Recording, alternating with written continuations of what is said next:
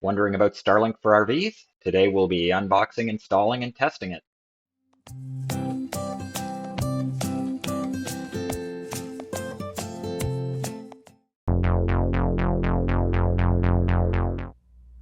Hi, Dr. Hans Christofferson here again with another Starlink unboxing. I was fortunate enough to have just received my Starlink for RVs, so let's see what's inside the box. I've already gone ahead and cut the tape, so let's get to it.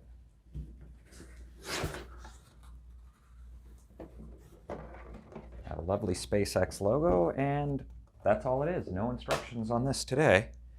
First thing is plastic cover. Not very interesting. Then we get to the meat of it. There is the base for the unit. I will set this aside noisily. And then a little plastic dividey thing. And we have the dish itself. Different form factor than the other one. It's square nowadays, so this is the Generation 2 disc. And I believe the Starlink for RVs is just the new Starlink dish. It's just they can charge more per month. Anyway, carrying on. We'll put the dish down. There are the instructions. Again, extremely simple instructions. As you can see, point it at the sky, plug it in, hook it up to your Wi-Fi. Once again, I can follow those instructions. And then once again, we've got the router. They made it quite a bit different than the last time. It's pretty cool looking. I think, if I'm not mistaken, that's the Sun, Earth, and Mars, and the Hallman injection to get to Mars. Clever. And then finally, simply cables and power cord. And that's it. Quick and simple.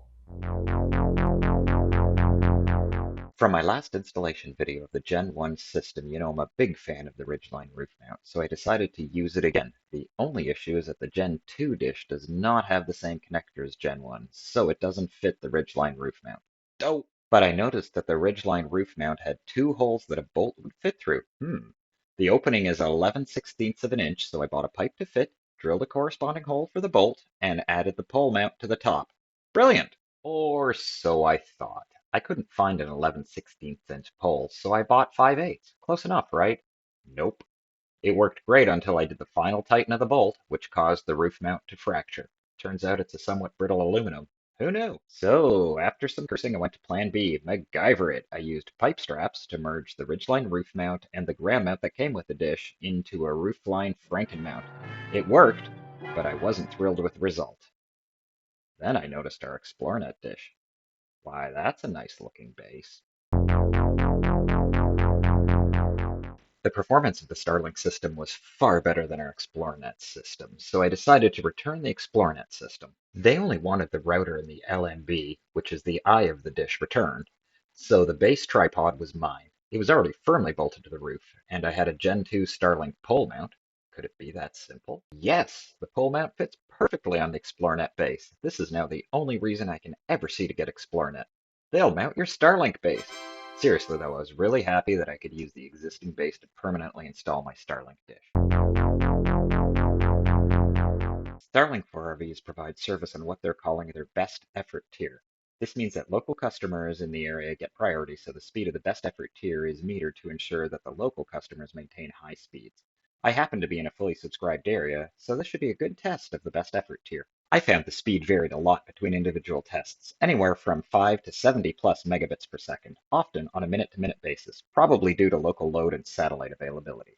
I also found it was noticeably slower in the rain, so weather does appear to have an effect. All said though, I most consistently got between 30 and 40 megabits per second, which isn't wicked fast, but still about 10 times better than what I had before, so I'm happy. Cheers! Thanks for watching. Hope to see you here again. If you liked this video, please do subscribe. For more information, please visit animalcareclinics.ca or give us a call to book an appointment, 833-4MY-VETS. See you next time.